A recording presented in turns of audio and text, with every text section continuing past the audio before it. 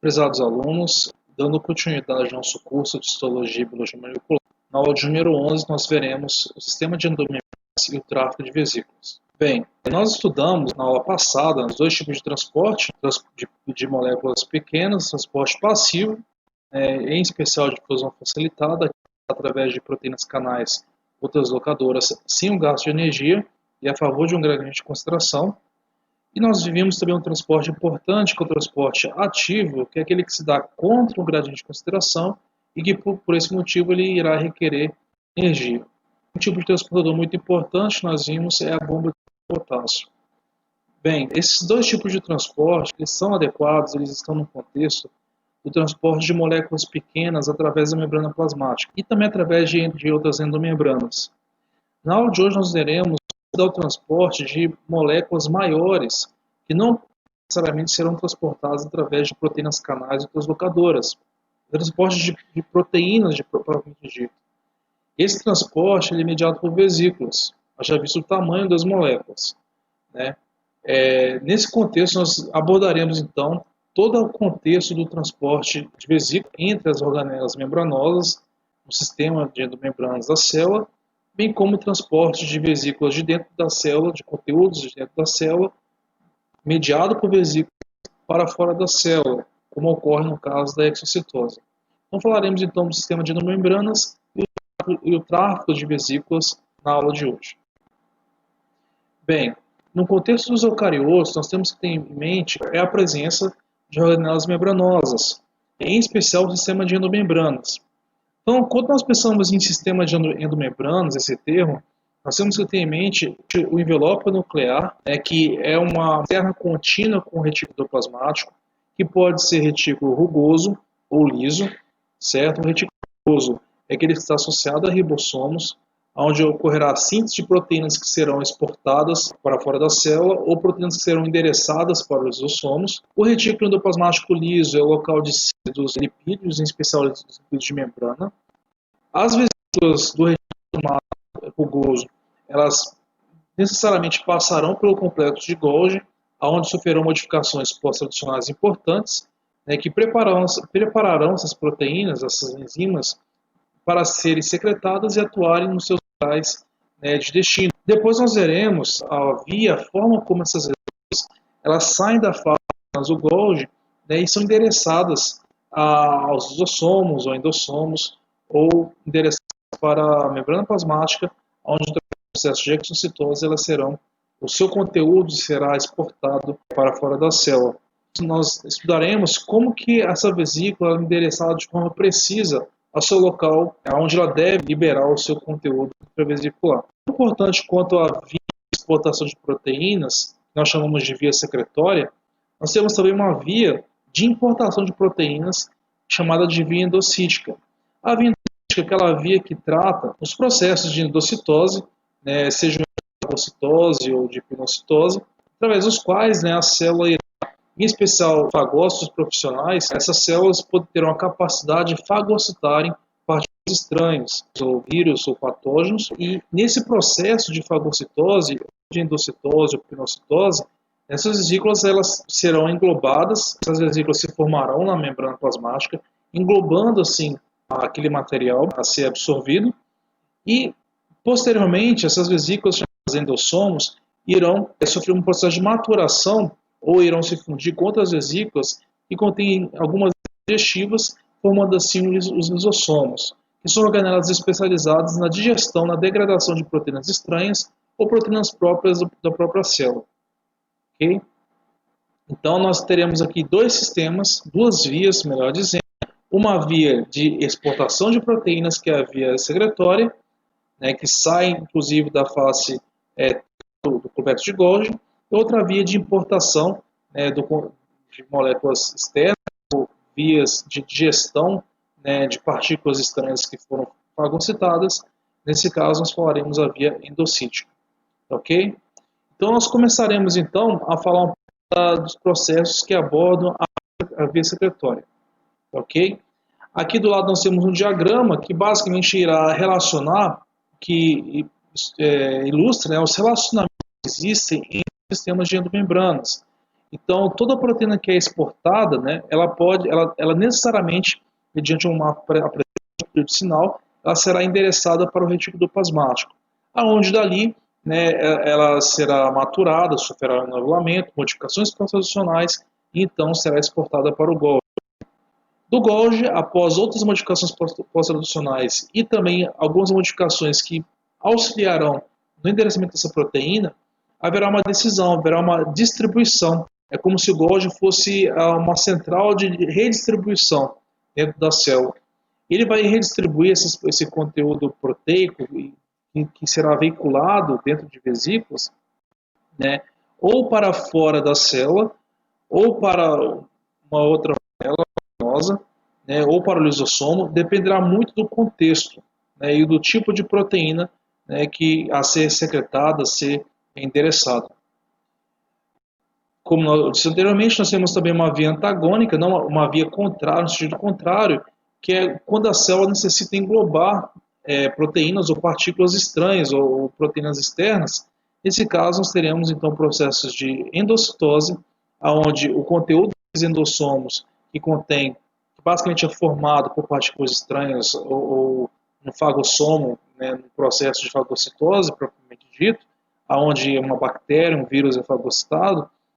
Esses fagossomos, endossomos, são maturados e fusionados a lisossomos que contêm enzimas digestivas que degradarão aquele conteúdo que foi fagocitado, que foi engolfado. Essa, no caso, seria a via endolítica. Nós falaremos das duas vias na aula de hoje. Bem, então, a primeira aula nós dedicaremos então a falarmos da via secretória. A via secretória, né, ela se inicia, os eventos da via secretória eles se iniciam no retículo plasmático, em especial o retículo plasmático rugoso, porque é justamente no retículo que é onde se inicia a maturação das proteínas que têm como destino, né, a exportação, né, ou se não, né, vesículas específicas que nesse caso formarão os lisossomos. Mas a primeira etapa desse processo corresponde à maturação do retículo plasmático, o seu novelamento, as modificações pós-traducionais que nós já vimos em aulas anteriores, e após o processo de maturação e modificação pós-traducional, bem como do enovelamento em si, essas proteínas que contêm uma sequência de sinal para tal serão endereçadas para o complexo de Golgi, aonde continuarão a sofrer modificações pós-traducionais, em especial fosforilações e glicosilações. A partir do complexo de Golgi, essas proteínas que da face trans do Golgi englobadas novamente em vesículas podem ser endereçadas ou para endossomos, lisossomos, se forem, no caso, enzimas digestivas, bem como elas podem ser exportadas, né, para fora da célula, caso aquelas proteínas de fato sejam proteínas que terão a sua função fora da célula. Aí nós pensamos em enzimas digestivas, por exemplo, pensamos em anticorpos, linfócitos secretando anticorpos. Anticorpos são proteínas que têm a sua função fora da célula, nos humores. Uma célula da mucosa gastrointestinal que irá secretar enzimas digestivas, em especial no estômago e no intestino delgado. Então, nós pensamos em células que atuam nesse contexto de secreção. Ok? Falaremos de uma forma mais geral na aula de hoje. E aqui eu já coloquei uma informação importante que proteínas COP2 organizam vesículas do retículo para o Golgi. Eu falarei um pouco sobre o papel fundamental que essas proteínas possuem, tanto a COP quanto a COP2, esses processos de transferência de vesículas de proteínas do retículo para o Golgi. Bem, então nessa figura nós temos um panorama geral do processo de transferência, de transporte de vesículas do retículo plasmático rugoso para o complexo de Golgi. Então, como eu disse a vocês nas primeiras aulas, inclusive na aula de endereçamento e modificações pós-traducionais, proteínas que têm como destino, né, o ambiente extracelular ou o próprio lisossomo, elas possuem uma sequência chamada peptídeo sinal. Na verdade, todas as proteínas da célula, com exceção das proteínas citosólicas, possuirão uma sequência de peptídeo sinal. Porque se não for uma proteína citosólica, essa proteína ou essa enzima terá que atuar ou na mitocôndria, ou dentro de um peroxissomo, ou até mesmo dentro do núcleo. E nesses casos, e se for exportada, como é o caso que eu vou explicar aqui agora, em todos esses casos, com exceção das proteínas citosólicas, as proteínas devem conter, né, quase sempre na sua extremidade terminal, mas também na sua extremidade terminal possível, uma sequência específica de poucos resíduos de aminoácidos chamada peptídeo sinal. E é esse peptídeo sinal que dará o endereçamento necessário, ou pelo menos o endereçamento inicial, para o local de atuação dessa proteína. Então, um tipo de sinal importante, né, é que proteínas que são exportadas ou que tomarão essa via, né, retículo e depois o Golgi, são proteínas que contêm na sua ação amino terminal uma sequência chamada sequência Cadel. E essa sequência Cadel, ela tem esse nome por ser formada por lisina, aspartato, né, glutamato e leucina. Então, essas 4 letras representam esses 4 aminoácidos: lisina, aspartato, glutamato e leucina. Então, quando uma proteína possui na sua porção amino terminal essa sequência de aminoácidos, de resíduos de aminoácidos, isso significa que aquela proteína ela deverá finalizar a sua síntese no lume do retículo plasmático rugoso. E como nós já vimos, né, lá na parte de endereçamento, proteínas que são sintetizadas no retículo plasmático rugoso terão outros destinos que não o citosol, ou uma organela, ou o próprio retículo, ou se não, né, essas proteínas serão exportadas, ok? Uma vez sendo exportadas, essas proteínas elas são sintetizadas de tal forma que essa sequência Cadel, ela, eu vou explicar para vocês, ela tem um papel importante no tocante à formação da vesícula de transporte dessas proteínas, né, que são veiculadas no interior dessas vesículas, para a face cis do complexo de Golgi, né, aonde no complexo de Golgi elas sofrerão outras modificações pós-traducionais e caso essas modificações ocorram sem nenhum erro, né, que acarrete numa desfunção daquela proteína, o próprio Golgi depois redistribuirá, né, essas vesículas para os seus destinos, ou para fora da célula ou para o lisossomo. Ok? A forma como o complexo de Golgi fará essa distribuição das vesículas também é interessante, também requer a presença de proteínas específicas, que eu falarei mais no final da aula para vocês. Bem, um ponto importante, fazendo um paralelo com a aula de citoesqueleto, que você pode checar depois aqui no link, as vesículas e também as organelas, elas não estão soltas dentro da célula. Todas elas estão associadas, estão consorciadas com o sistema de citoesqueleto da célula, em especial trama de microtúbulos que organiza todo o citosol celular. Ok? E os microtúbulos, além de terem uma função de localizar e garantir uma polaridade das organelas na célula, né, um posicionamento, né, adequado das organelas na célula, né, também eles atuam como uma espécie de trilho que permitirá, né, a migração ordenada de vesículas e organelas. E essa migração de vesículas ela não ocorre simplesmente ao acaso no citosol. O citosol, né, ele é um colóide, né, cujo solvente é a água, e as vesículas não estão ali soltas, boiando, indo aleatoriamente de um local para o outro. Não, elas são direcionadas. E parte desse direcionamento ele é garantido pelo feixe de microtúbulos, que atuam como verdadeiros trilhos, e sobre esses trilhos nós temos a associação dessas vesículas. Como elas se associam com esses trilhos? Eu mencionei na aula do citoesqueleto que existem 2 proteínas muito importantes, que são a dineína e a quinesina, que atuam como motores moleculares. Okay? A quinesina fará o transporte de vesículas do retículo plasmático para o Golgi, enquanto que a dineína fará o transporte ao contrário, do Golgi para o retículo. Okay? São proteínas que se locomovem sobre os microtúbulos e que simultaneamente também estão associadas a vesículas. Um ponto importante, essas vesículas, como você já sabe, elas são endomembranas. E essas vesículas, é o interessante que elas precisam ser direcionadas, endereçadas. E como que isso é feito? Isso é feito através da associação de proteínas específicas.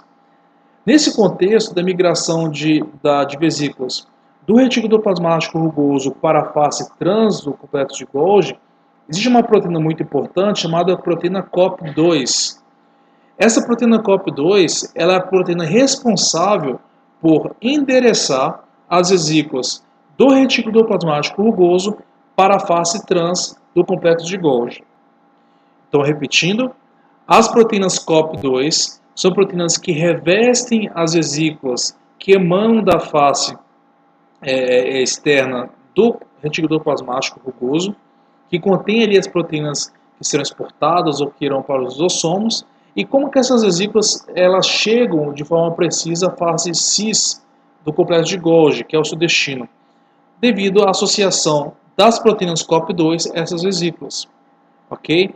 As proteínas do tipo COP2 é que endereçarão essas vesículas para serem fusionadas exatamente na face cis do complexo de Golgi. Ao ocorrer essa fusão, o material intravesicular será liberado nas cisternas do Golgi e aonde existem enzimas ali que participarão em processos de modificações pós-traducionais dessas proteínas, que ou serão exportadas ou serão encaminhadas para os lisossomos. Pode ocorrer também o caso de algumas proteínas não terem sido bem noveladas e estarem ainda aqui presentes para o complexo de Golgi, mas ainda não sofrendo as modificações pós-traducionais que deveriam ter sofrido aqui no retículo endoplasmático. Então, essas vesículas, o complexo de Golgi ele pode formar vesículas contendo essas proteínas que carecem de correções, certo? Essas vesículas são formadas e retornam precisamente para o retículo endoplasmático rugoso. E aí vem a pergunta, como que elas retornam precisamente do Golgi para o retículo endoplasmático rugoso? Mais uma vez, pelo mesmo mecanismo. Existe uma outra família de proteínas, na verdade, outro conjunto de proteínas da mesma família, agora chamada de COP1, certo? Diferente da COP2. A COP1, ela se associará a essas vesículas que são formadas das cisternas do complexo de Golgi, que contém as proteínas que carecem de correções na sua conformação tridimensional ou de correções nas suas modificações pós-traducionais. E, uma vez formadas essas vesículas, o complexo COP2, o complexo proteico já associado a essas vesículas, endereçará essas vesículas de volta para o retículo endoplasmático rugoso, onde elas sofrerão a correção por chaperonas ou finalizarão as suas modificações pós-traducionais que ocorrem no retículo. Então, como disse a vocês, a COP2 ela vai estar presente ali nessas vesículas, endereçando essas vesículas de volta para o retículo endoplasmático rugoso.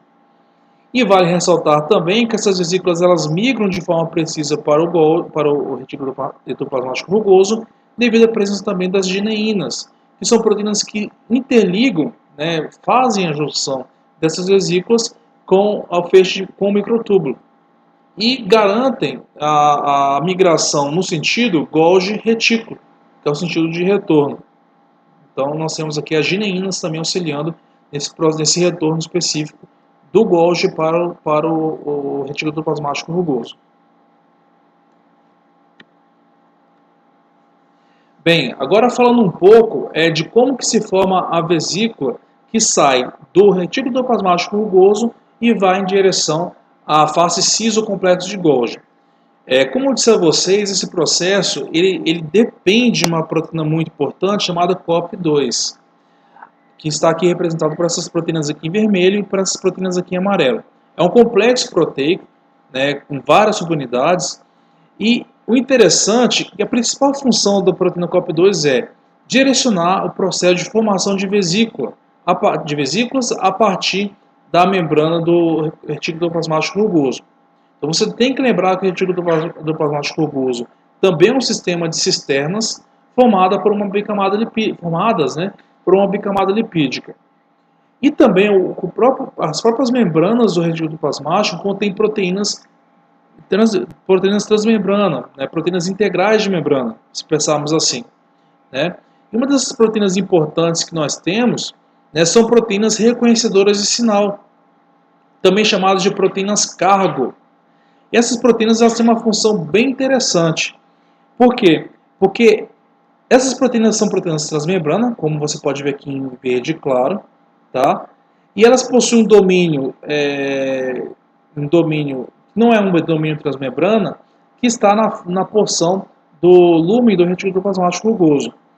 E esse domínio que está aqui no lúmen, ele tem um sítio de reconhecimento de sequências específicas. Em especial, ele vai reconhecer sequências de endereçamento para o retículo plasmático rugoso. Aquela sequência CADEL que eu mencionei a vocês. Então, toda proteína que vai para o retículo plasmático rugoso, e também outras sequências de reconhecimento também, mas toda proteína que vai para o retículo plasmático rugoso, ela será reconhecida por essas proteínas, seus receptores cargo, aqui no lume do retículo, de forma que todas elas serão canalizadas para a membrana do retículo plasmático rugoso em associação física com essas proteínas cargo. Ok?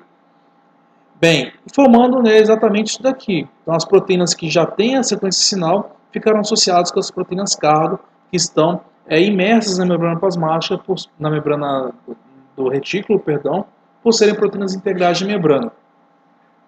O fato interessante é que a porção externa, digamos assim, dessas proteínas cargo possui um domínio, uma sequência de reconhecimento que, né, servirá como sinal de associação para as proteínas COP2.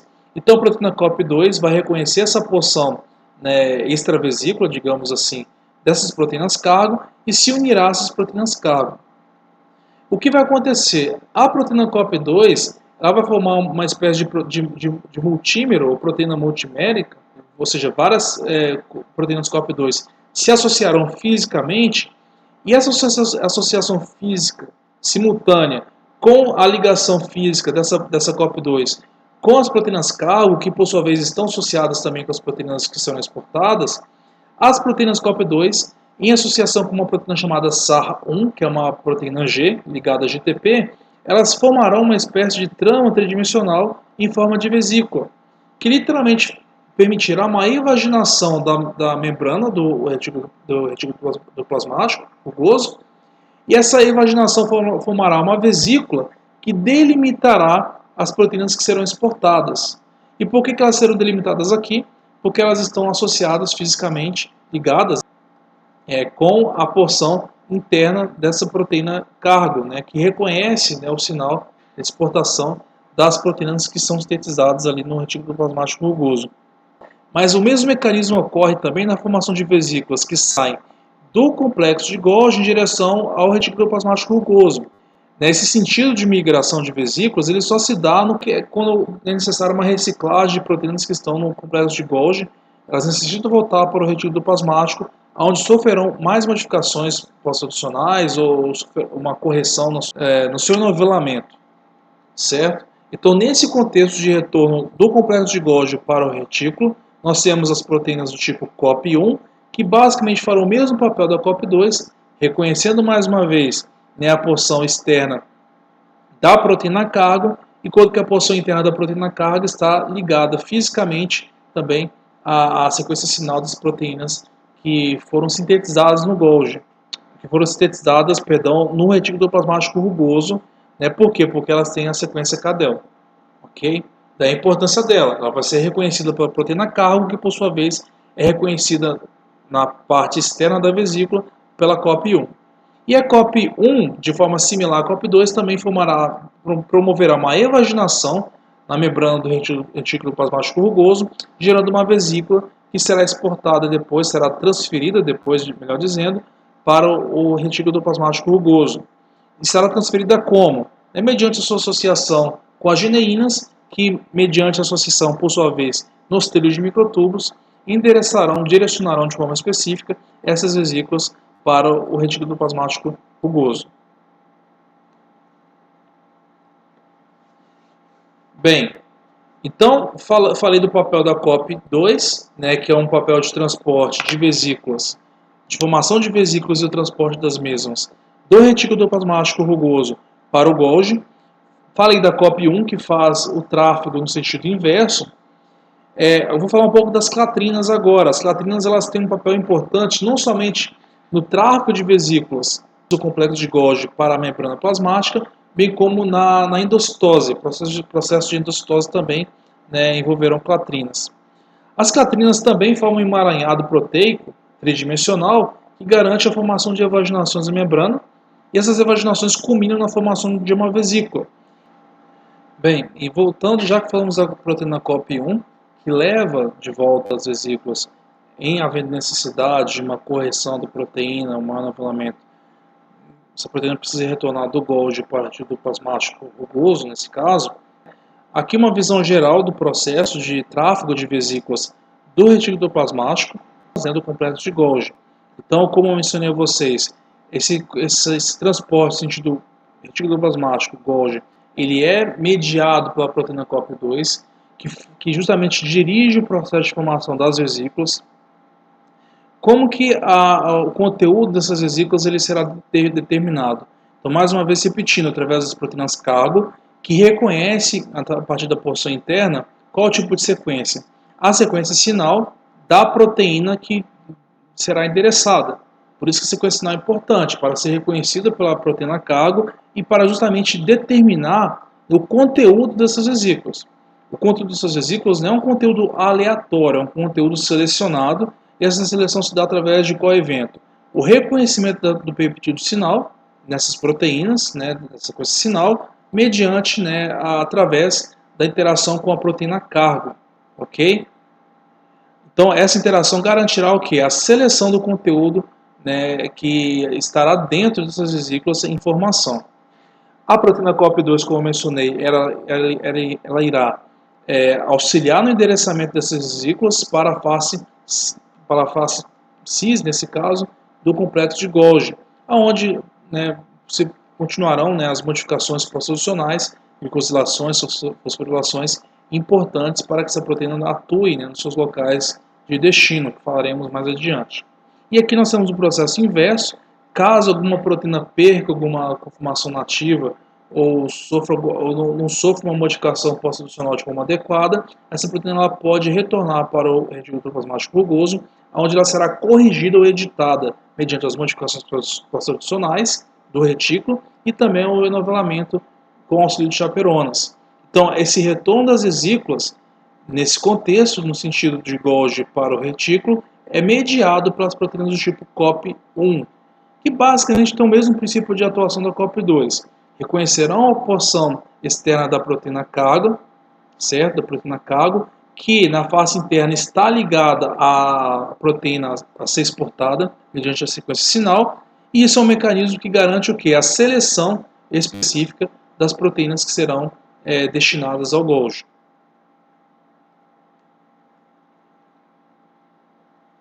Bem, então uma vez que ocorre o transporte do retículo plasmático, nesse caso rugoso, para o complexo de Golgi, no complexo de Golgi, né, após os eventos do Golgi em si, que são as modificações pós-traducionais, as maturações, ocorre também o direcionamento das proteínas que sofrem modificações no Golgi para o seu destino de atuação. Ou uma organela membranosa dentro da célula, como é o caso ali dos lisossomos, ou uma via de exportação dessas vesículas.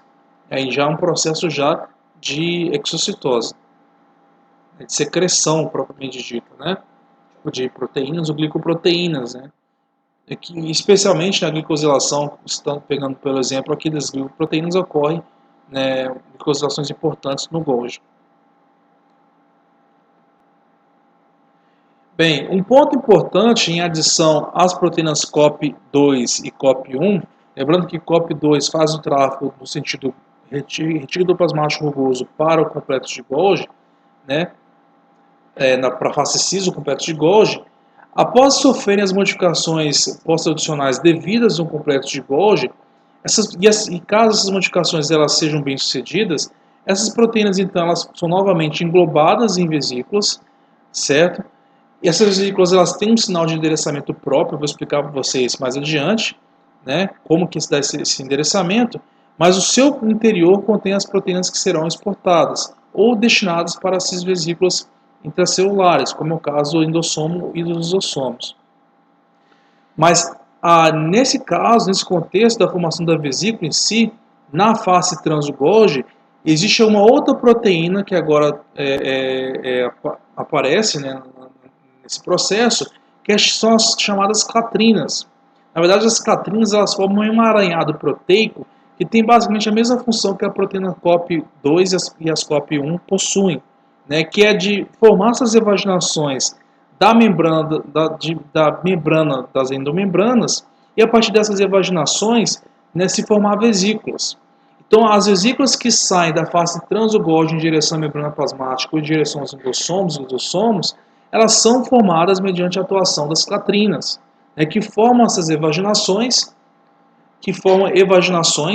né, mediante, né, ao direcionamento, né, físico que ocorre através da sua associação, né. Eu vou explicar esse processo aqui em detalhes para vocês, formando vesículas. Essas vesículas podem ser exportadas, fusionadas com a membrana plasmática ou fusionadas com a membrana dos endossomos e lisossomos. Tá? Mas como que se dá a formação da clatrina em si? Então, mais uma vez, depende daquele processo de proteínas cargo, que são proteínas que estão na membrana tanto do retículo plasmático como do complexo de Golgi, e essas proteínas possuem dois domínios interessantes, três domínios, aliás. Um domínio transmembrana, que garante o seu ancoramento na membrana dessas organelas, um domínio interno, que garante o reconhecimento do peptídeo sinal daquela proteína que será exportada, e um domínio externo, né, que será associado depois a uma outra proteína chamada adaptina, certo? E essa proteína será reconhecida pela clatrina. A clatrina, né, é uma proteína, né, que vai reconhecer esse complexo. E a clatrina ela tem uma outra característica interessante, ela pode se associar fisicamente com outras clatrinas, formando uma espécie de arcabouço, um arcabouço no formato esférico. E ao esse arcabouço ser formado, uma vez que ele está fisicamente ligado já à membrana do complexo de Golgi, essa formação desse arcabouço também garantirá na sua porção interna a formação também de uma vesícula, né? E essa vesícula, a sua formação será concluída através de uma proteína, que depois nós veremos o nome dela, chamada de ginamina, que fará essa constrição na membrana, nesse caso do complexo de Golgi, da face trans, né, formando assim, liberando assim a vesícula contendo o seu conteúdo intravascular bastante específico. Bem, então nós temos aqui, né, aqui em detalhe a dinamina, né, que é a proteína que vai fazer a constrição. Né? Então, formada aqui a vesícula, o corpo da vesícula propriamente dito, mediante a polimerização das clatrinas, né, que estão indiretamente associadas também com as proteínas cargo, que resguardam ali a especificidade da vesícula e a composição da vesícula também. Essa composição é bastante específica devido à atuação das proteínas cargo específicas para cada sinal de proteína, né? O fechamento da vesícula, ou seja, o destacamento dessa vesícula é mediado pela proteína dinamina, que vai formar uma constrição e dessa constrição se dará a liberação dessa vesícula. Bem, então nós temos os três tipos de proteínas importantes, né? Duas delas importantes na comunicação de vesículas, retículo plasmático e Golgi. Então a proteína COP2 ela organiza vesículas que saem do retículo plasmático em direção à face cis do Golgi, enquanto que a proteína COP1 ela faz o mesmo mecanismo, porém no sentido inverso. Proteínas que saem do complexo de Golgi em direção ao retículo plasmático, né, são proteínas já no contexto já que depende de uma modificação constitucional adicional ou que depende de uma correção no processo de novelamento. Já as clatrinas elas têm um papel importante na formação da vesícula a partir da face trans do complexo de Golgi. Em geral, né, são vesículas que contêm proteínas de exportação, de secreção, ou proteínas que atuarão nos lisossomos. Ok? Bem, e um ponto importante, né, que vale ressaltar é o que acontece depois, né, do Golgi. Nós vimos que o complexo de Golgi ele é o sítio de várias modificações pós-traducionais, em especial a fosforilação e a glicosilação. Eu disse a vocês que um dos muitos sinais de endereçamento de proteínas para os lisossomos é justamente uma glicosilação acompanhado de uma fosforilação. Então esse sinal, né, ele é muito importante porque ele vai auxiliar no direcionamento de proteínas para vesículas específicas mediante aquele mecanismo que eu mencionei a vocês. Ele também ocorre aqui no complexo de Golgi. Nós temos as vesículas envoltas, né, contendo várias proteínas carga que possuem um domínio interno de reconhecimento da sequência sinal das proteínas. enquanto que a porção externa também possui um sítio de reconhecimento de outras proteínas, entre elas as clatrinas, que têm o poder de se associarem com clatrinas vizinhas umas às outras, formando vesículas e evaginações através da proteína dinamina. Formando-se a vesícula, essa vesícula, mediante sequência de sinais na própria vesícula, que eu falarei mais adiante na aula, serão destinadas ou para fora da célula ou para organelas específicas. Ok? E no tocante às vesículas de secreção, nós temos duas vias, né, de secreção de vesículas. Né? A primeira delas é a via constitutiva, né, que corresponde àquelas vesículas que contêm conteúdo de exocitose, que não depende de uma sinalização prévia na célula, uma sinalização hormonal, por exemplo, enquanto nós temos o sinal mediado, né, por hormônios ou por mensageiros químicos, né? Esse sinal mediado, as vesículas, elas só serão exportadas ou só mesmo serão produzidas, né, mediante a ação de uma proteína, de um hormônio ou de uma proteína sinalizadora fora da célula. Então, a partir do complexo de Golgi da face trans, como que a célula sabe encaminhar a vesícula correta para o seu local correto? Ou seja, como que a proteína que tem uma função específica para atuar, por exemplo, nos lisossomos, como a enzima digestiva, ou um anticorpo, por exemplo, uma enzima extracelular, como que o complexo de Golgi ele sabe distribuir essas vesículas para os seus destinos específicos, né? Essa é uma pergunta muito importante e não é simplesmente através das vesículas, mais uma vez, trafegando livremente e desordenadamente pelo citosol. Esse processo também ele é ordenado por moléculas importantes e duas dessas moléculas são as proteínas SNARs, certo? SNARs, antes de falar da segunda, SNARs é uma sigla que vem de proteínas solúveis, né, aderidas a receptores do tipo NSF, traduzindo aqui para vocês. NSF são fatores de fusão sensitivos a neurotransmissores, e ele tem esse nome devido à primeira vez que ele foi descoberto. Né? Ele foi descoberto basicamente com uma proteína associada na fusão de vesículas na fenda sináptica. Tá? Basicamente, essas proteínas SNARs elas têm uma função de endereçar, duas funções basicamente, uma de ajudar no endereçamento da vesícula à sua membrana de origem, né? Membrana de origem pode ser um endossomo, pode ser membrana plasmática, e também permitir catalisar, né, a fusão da membrana da vesícula com a membrana do endossomo. Eu vou explicar esse processo para vocês mais adiante. Uma segunda proteína importante também, igualmente importante, são as proteínas do tipo Rab.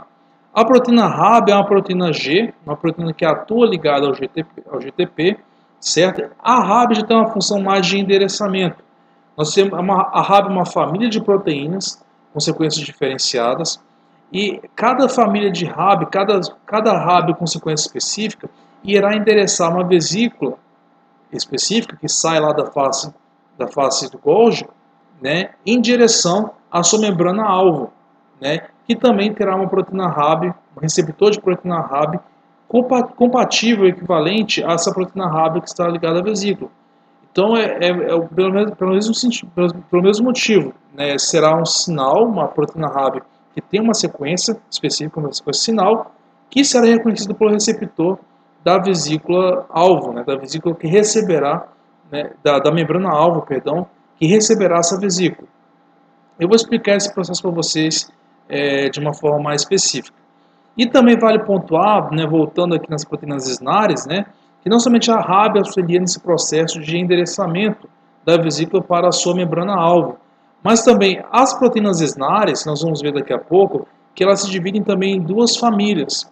As V-SNARs, que são SNARs ligadas que atuam como proteínas integrais na membrana das vesículas, e as proteínas T-SNARs, que atuam de target, né, de alvo, né, que estão presentes na membrana da vesícula-alvo, da organela-alvo, pode ser um endossomo, por exemplo, ou na membrana plasmática, né, onde, né, essa T-SNAR, né, ela será reconhecida pela V-SNAR, né, e a união dessas duas promoverá uma fusão da vesícula com a membrana plasmática e a liberação do conteúdo intravesicular. Tá ok? Eu vou explicar esse processo para vocês nos próximos slides. Então vamos falar então primeiramente das proteínas SNARs, né? Então, como eu disse a vocês, nós temos dois tipos de proteínas SNARs, as T-SNARs que estão associadas à membrana-alvo, ou seja, aquela membrana que receberá a vesícula, e as V-SNARs associadas às vesículas, ou seja, a vesícula contém proteínas na sua membrana, ok? E essas proteínas atuarão no processo de endereçamento dessas vesículas, bem como na fusão adequada dessa vesícula com a sua membrana-alvo. Nesse contexto se enquadra a V-SNAR.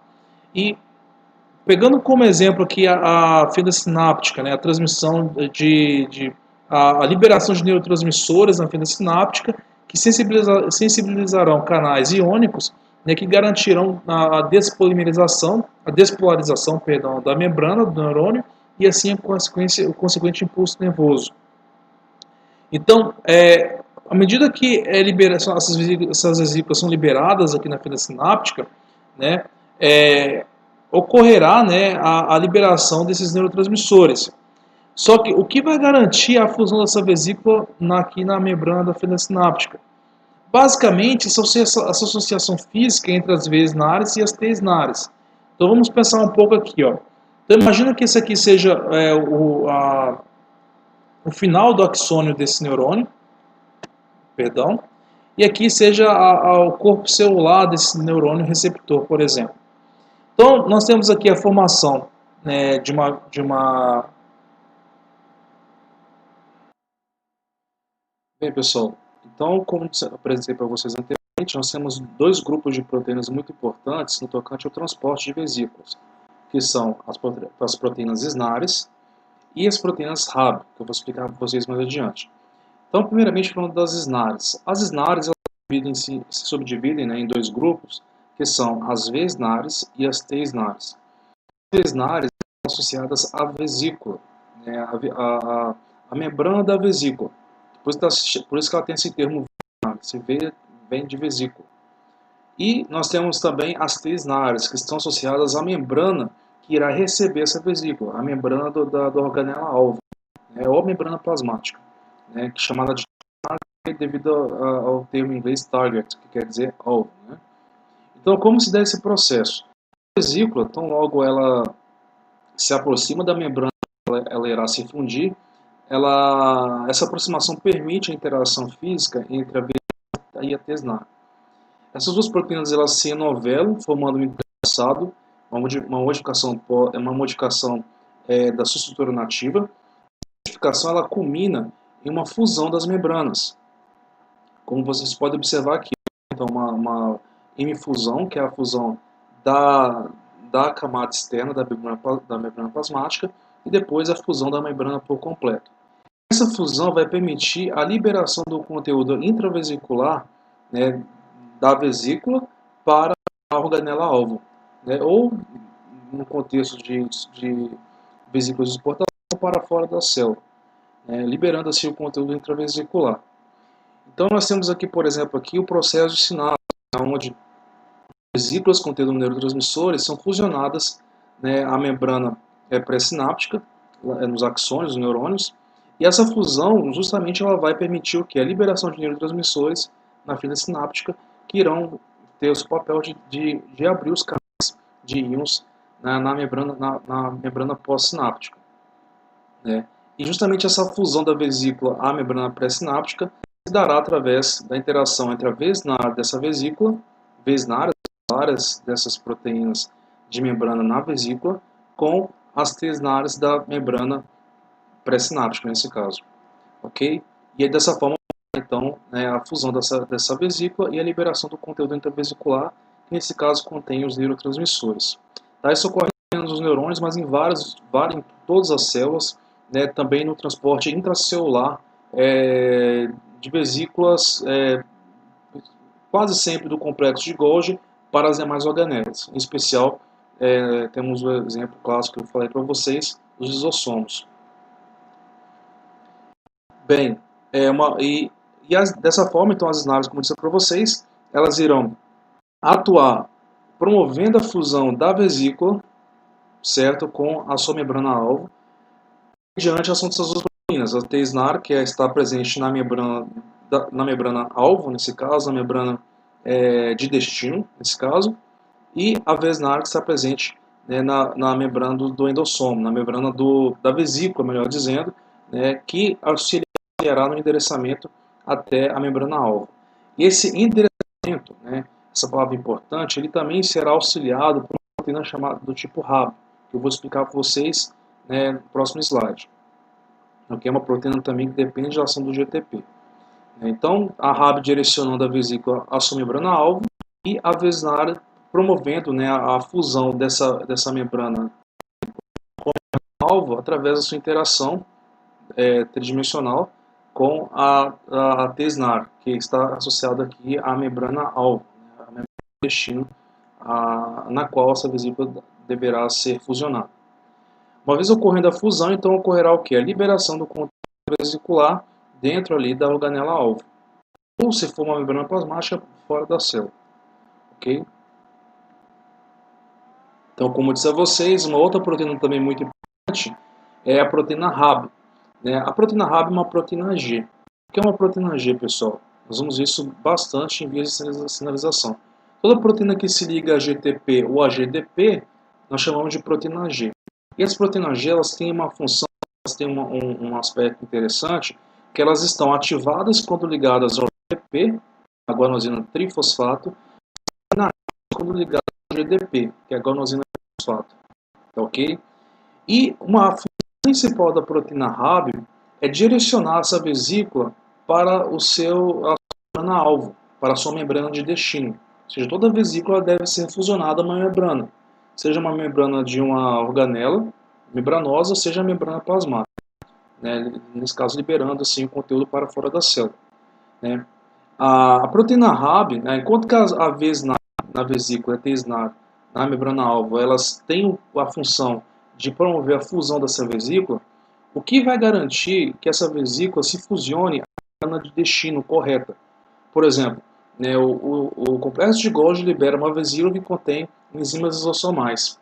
O que vai garantir que essa vesícula irá se fusionar ao lisossomo e não à mitocôndria, por exemplo, ou uma outra organela membranosa? Serão exatamente as proteínas RAB. São proteínas que têm uma sequência específica, né, que serão reconhecidas por receptores tipo RAB, que são específicos também para cada proteína dessa RAB. Esses receptores específicos, eles possuem sequências específicas conforme o tipo de organela nos quais eles estão presentes. Então, como se dá esse transporte, essa fusão específica de vesículas? Então, uma vez que é formada a vesícula, né, que está doando ali o conteúdo a ser endereçado para outra organela, quase sempre saindo aqui do complexo hoje, né, uma proteína RAB específica se ligará a ela. É associada também a uma VESNAR que terá a função de fusionar a vesícula à membrana. A proteína SNAR, ela por atração química, ela direcionará essa vesícula a um receptor tipo RAB, que tem uma sequência específica de reconhecimento dessa proteína RAB específica. E esse receptor tipo RAB, ele está presente em uma organela específica. E para cada organela nós teremos um tipo de receptor RAB. É um processo de reconhecimento específico da organela. Cada organela terá um receptor RAB diferenciado que vai reconhecer uma RAB diferenciada. Ok? Então essa vesícula chegando aqui a organela-alvo, ocorrerá o reconhecimento do receptor RAB com a RAB específica para aquele tipo de transporte, vesícula e organela. Ocorrendo esse reconhecimento RAB, do receptor RAB com a proteína RAB em si, né, esse reconhecimento oportunizará uma aproximação entre a VESNAR, que está na vesícula, e a T-SNAR, que está na membrana-alvo, na membrana da organela, promovendo assim então a união dessas duas VESNAR e T-SNAR, e assim a mudança de conformação de estrutura tridimensional, de conformação e consequente fusão das vesículas. Ok? Fusionadas as vesículas, o conteúdo intravesicular então será liberado dentro dessa. Bem, e como que essa proteína, então, essa RAB, nesse caso, ela será liberada? O que vai acontecer com a vesícula, pessoal? A vesícula vai integrar a membrana do seu organelo, né? Ela está fusionada, ela passa a fazer parte dessa organela. Bem, e quando isso acontece, a proteína RAB se dissocia, né, desse receptor, né, do seu receptor, e essa dissociação é acompanhada pela hidrólise do GTP. Então, quando ocorre a hidrólise do GTP, né, esse processo é um processo importante, o GDP formado tem tanta afinidade também pela RAB. Né? Então, esse é o segundo fator que promove a dissociação da RAB pelo seu receptor. A fusão da vesícula e depois a hidrólise do GDP a GDP. Quando esses dois eventos, a RAB se dissocia do seu receptor, perdendo afinidade, e ela passa a se tornar uma vez solúvel aqui no citoplasma. Né? Lembrando que a RAB é uma proteína G que está ligada a GDP ou a GDP. Na sua versão solúvel, no citoplasma, uma proteína acessória se liga à proteína RAB ligada a GDP, que é um inibidor de dissociação de RAB e GDP, que vai garantir que a proteína RAB permaneça ligada a GDP. Ocorrendo isso, na consideração da RAB ligada a GDP, essa RAB ligada a GDP que está inativa, ela eventualmente chegando à superfície da organela doadora, na superfície da organela doadora nós temos uma proteína importante chamada fator, né, de troca de guanina, né, fator de troca de GDP a GTP, chamado GF, fator de troca de nucleotídeo de guanina. Né, e esse fator ele vai promover um processo importante, a substituição do GDP na proteína RAB, essa que está aqui de amarelo, por um GTP. Então, o fator GF, que é o fator de troca de nucleotídeo de guanina, ele vai promover uma troca do GDP para GTP. A RAB ligada a GDP está nativa. Ela ligada a GTP se torna ativa. Então, a RAB ligada a GTP já está ativa e dessa forma ela irá reconhecer a proteína vesinária da membrana e estará pronta então para ser fusionada a uma outra vesícula, certo? E direcionar essa vesícula nova mais uma vez para a organela-alvo, certo? Correndo novamente o mesmo processo. Então, RAB ligada a GTP, né, associada aqui à membrana da organela-alvo, também a vesinar, direcionará essa vesícula para a organela-alvo, será reconhecida pelo seu receptor de RAB na organela-alvo. Esse reconhecimento permitirá a aproximação da vesinar com a tesinar, a criação dessas proteínas, fusão da vesícula, fusionou a vesícula, liberar o conteúdo intravesicular. Essa liberação vai ser essa associação entre RAB efetora ou RAB receptora com a proteína RAB, em associação com a hidrólise GTP, será convertido em GDP, RAB vai perder a afinidade pelo seu efetor, ou pelo seu efetor. Então vai liberar a proteína RAB novamente para uma outra seção de recarga com GTP e transporte de outra vesícula. Então assim se dá, né, o transporte de vesícula da organela doadora para a organela-alvo. Tá? Bem, e nesse contexto nós temos diferentes tipos de proteínas RAB, né, já reconhecidas, né, associadas a diferentes organelas. Então, por exemplo, transporte para retículo plasmático complexo de Golgi, nós temos a RAB1. Transporte para a face cis do Golgi, nós temos a RAB2. Transporte transporte em feitas sinápticas e vesículas secretórias, vesículas, nesse caso, que vão se fusionar à membrana plasmática, nós temos a RAB3A, e assim por diante. Então, para cada tipo de transporte, para cada par doador-receptor, eu me refiro já a organelas membranosas, ou até mesmo o receptor pode ser a membrana plasmática, propriamente dita, nós teremos uma RAB específica para cada processo desse. E essa RAB específica vai ter uma sequência específica na sua sequência de rede de aminoácidos, que será reconhecida pela RAB ou RAB receptora, como expliquei no slide anterior. Sendo assim, então, né, nós temos as três principais vias de secreção, tá, que eu mostrei a vocês. Então, eu expliquei anteriormente como se dá o transporte então, de vesículas saindo da face trans do Golgi para as organelas que receberão esse conteúdo. Nós temos um transporte importante, que é o transporte de vesículas contendo enzimas lisossomais para os lisossomos, ok?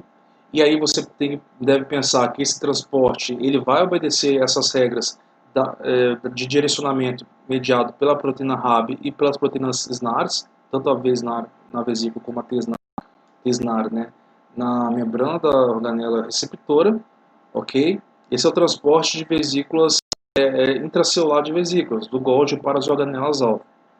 Uma organela muito importante que vai receber essas vesículas serão os lisossomos, que eu vou mostrar para vocês aqui um pouco. Outro tipo de transporte importante que nós temos é o transporte mediado por sinal extracelular, ou sinal mediado por hormônio.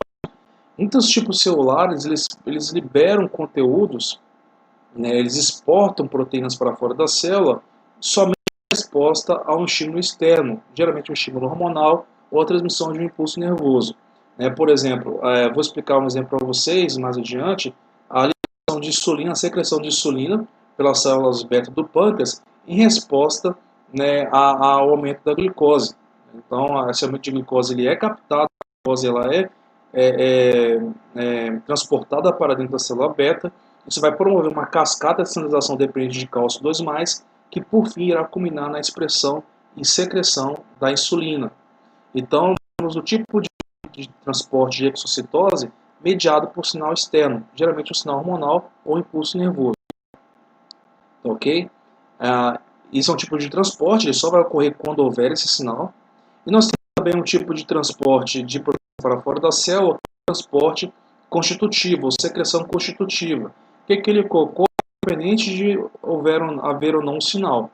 Por exemplo, células epiteliais que revestem as vias aéreas, elas precisam constantemente secretar glicoproteínas, que constituirão um muco ali que vai revestir aquele epitélio. Esse muco é importante para criar uma barreira física e impedir com que bactérias, vírus e patógenos oportunistas consigam colonizar ali aquela mucosa e causar doenças.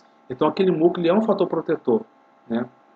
E esse muco ele deve ser constitutivamente expresso ou secretado para fora dessas células epiteliais, então ele seguirá uma via secretória constitutiva, que independe de um sinal externo.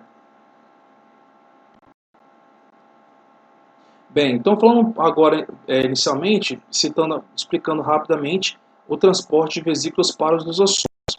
Então, eu disse a vocês na aula de endereçamento que as proteínas de modificações pós-solucionais, que as enzimas que farão parte, que comporão, né,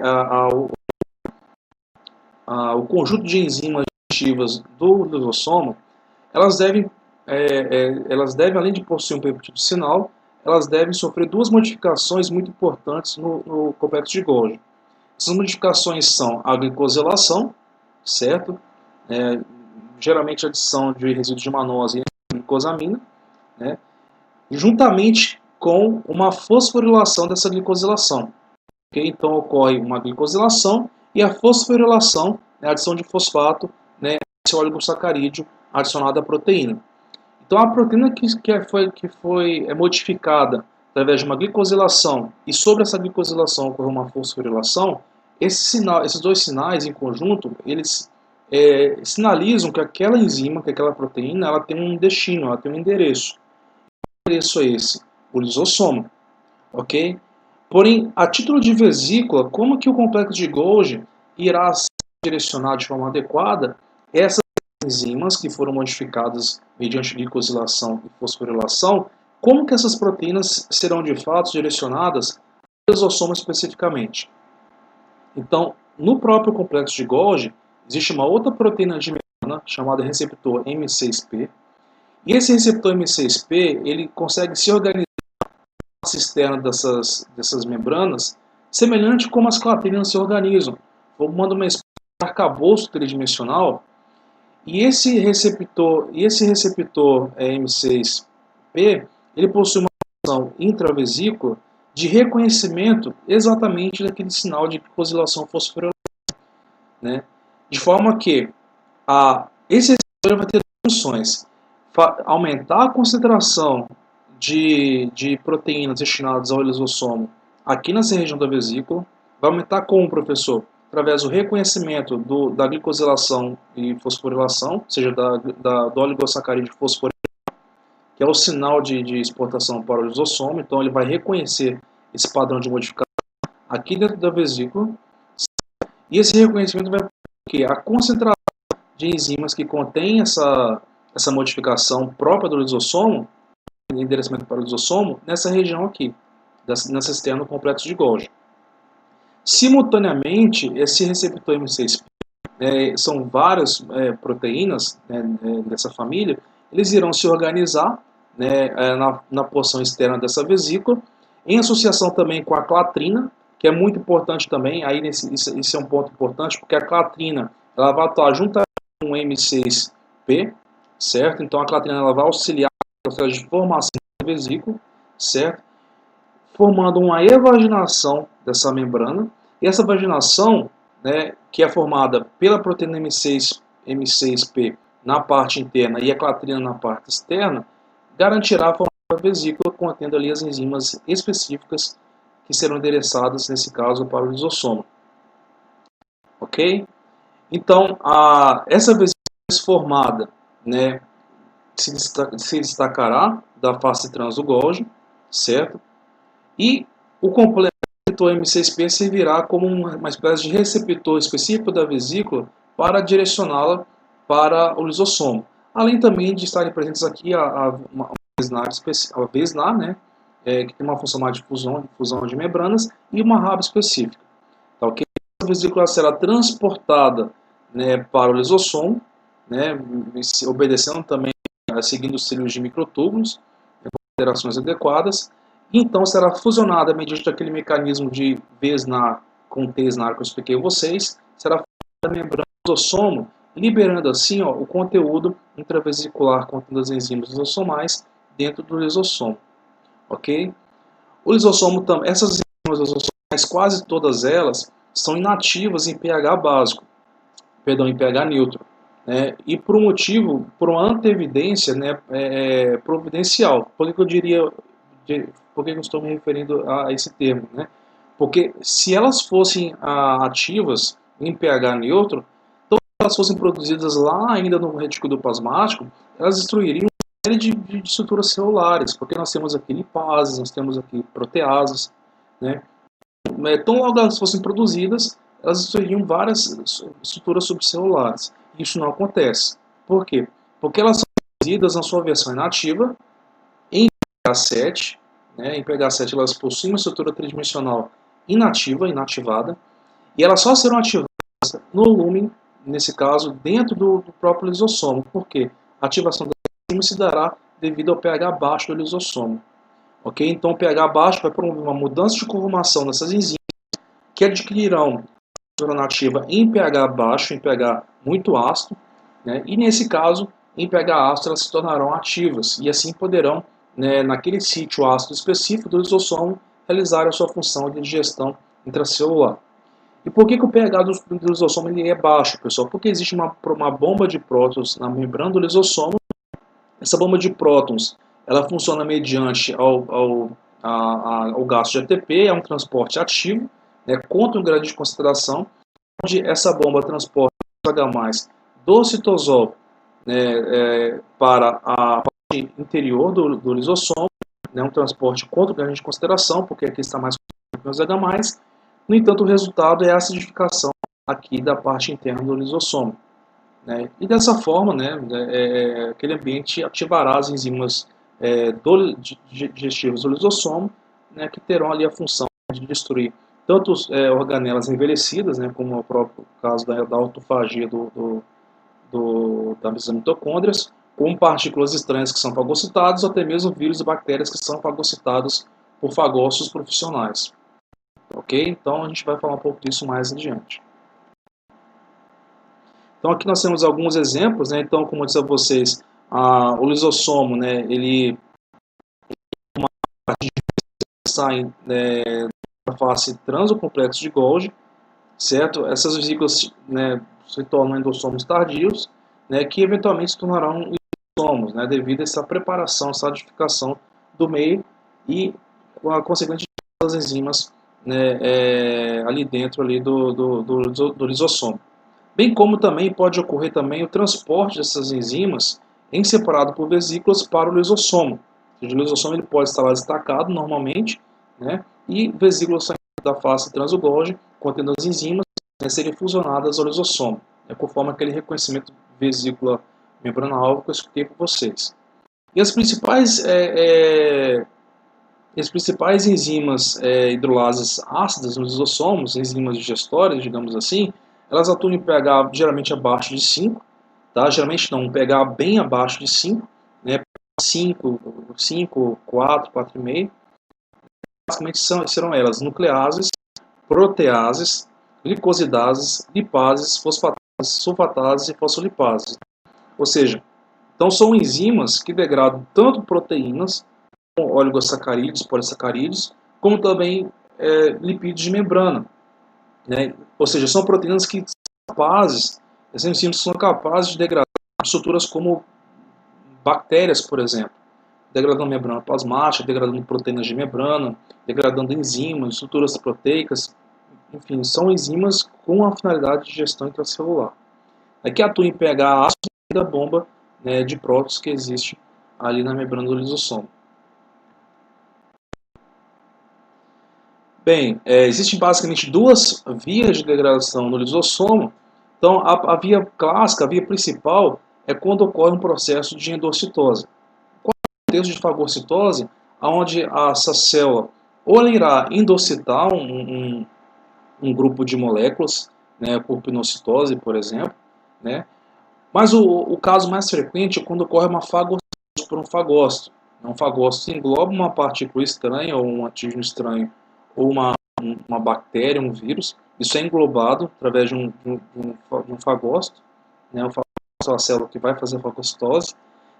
Nesse processo de fagocitose gera-se um vacúolo fagocítico, um vesículo endossômico contendo ali aquele corpo estranho, aquele vírus, aquela bactéria. Esse endossomo, né, precoce, ele vai então se fusionar, né, ao lisossomo, né, uma fusão de membranas que já está ativado contendo as enzimas digestivas, as enzimas ali ativadas.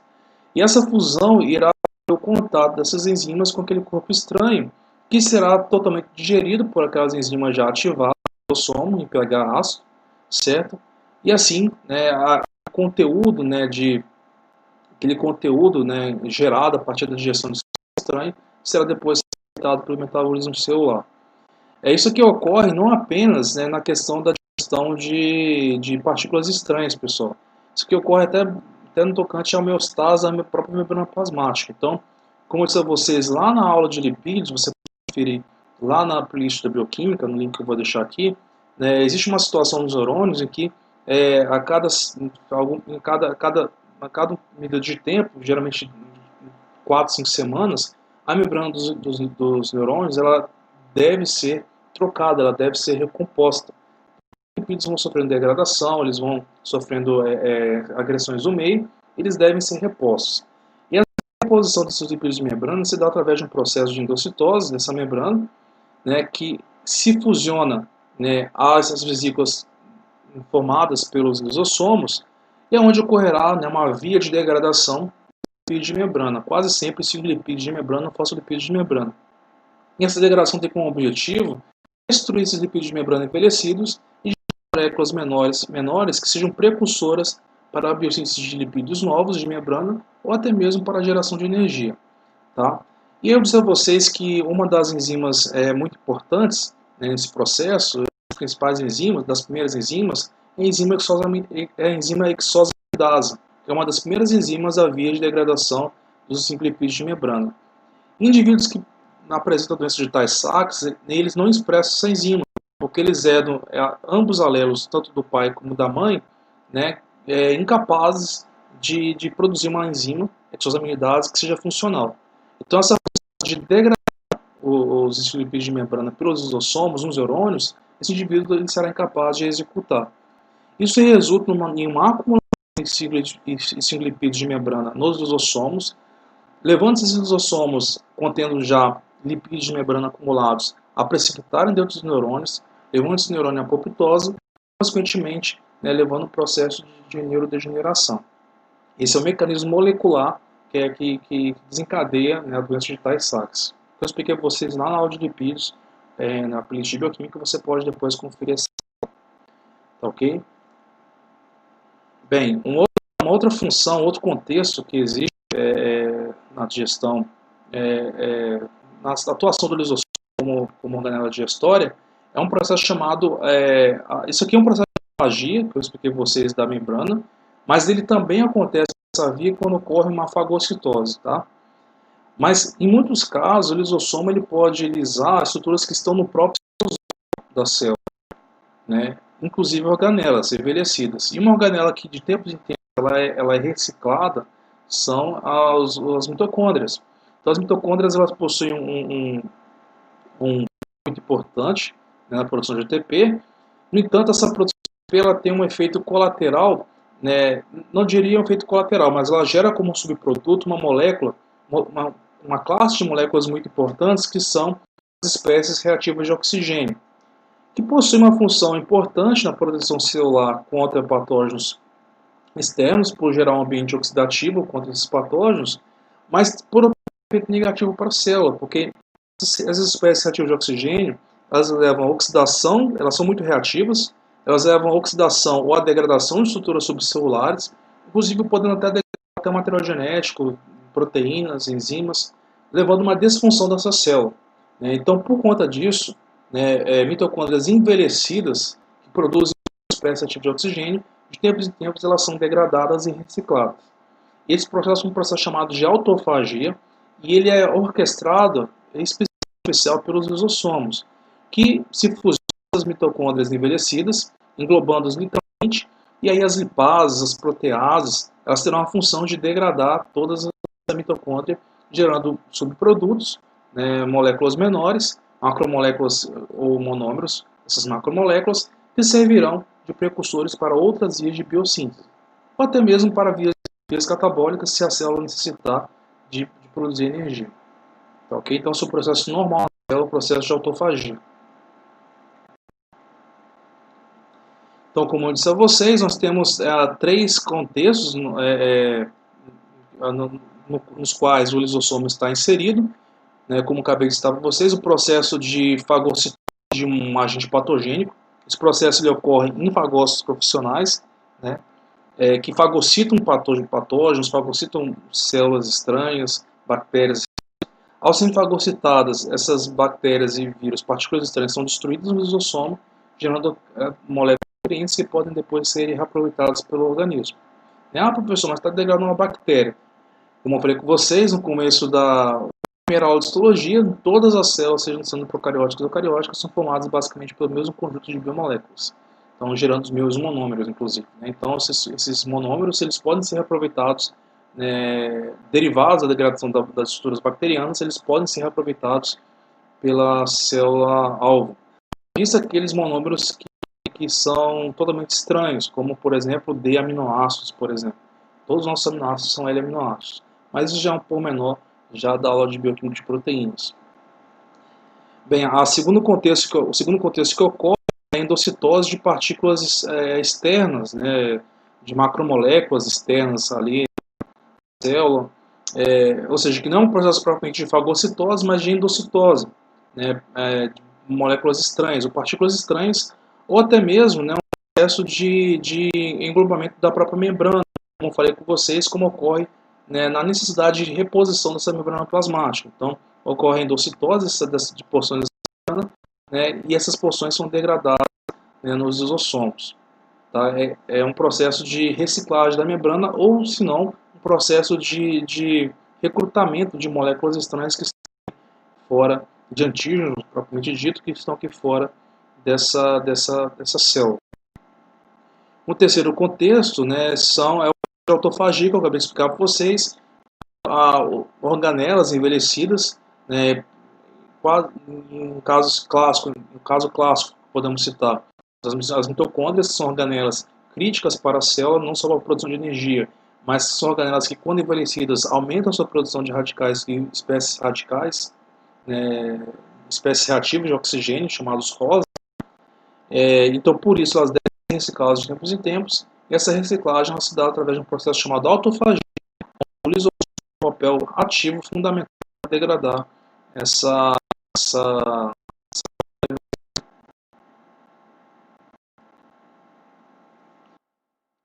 Bem, então falamos então do processo de transporte de vesículas que saem do Golgi para os lisossomos e o contexto, né, nos quais esse transporte ele tem sua importância. Agora nós vamos falar dos dois tipos de transporte de vesículas para fora da célula. Não a vesícula em si, mas a vesícula sendo fusionada à membrana plasmática com a liberação do seu conteúdo intravesicular, para fora da célula. Esse processo é chamado de secreção, ok? Então, existem duas vias, basicamente, para a secreção de proteínas, de enzimas, para fora da célula, né, que são elas a via de secreção constitutiva, né, e a via de secreção regulada. Tá? Então, em poucas palavras, a via de secreção constitutiva é aquela que ocorre de maneira automática, sem qualquer tipo de controle.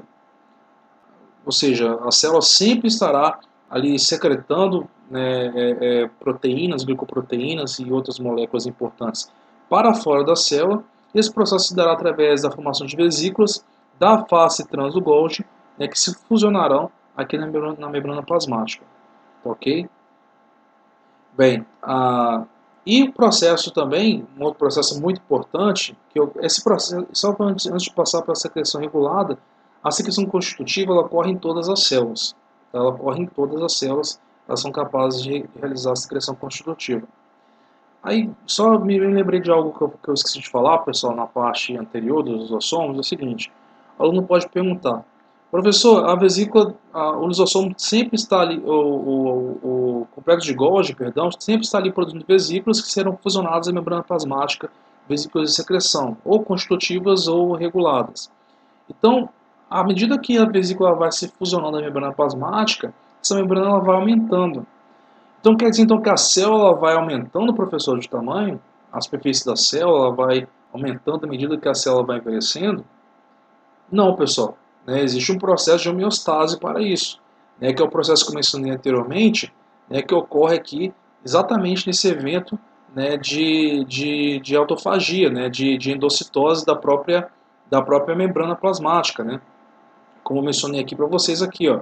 Então, esse evento aqui de endocitose, né, formando endossomos que serão fusionados a lisossomos, eles não somente ocorrem na absorção, no englobamento de partículas estranhas ou moléculas extracelulares que estão fora da célula, mas também a própria membrana plasmática ela pode formar vesículas, né?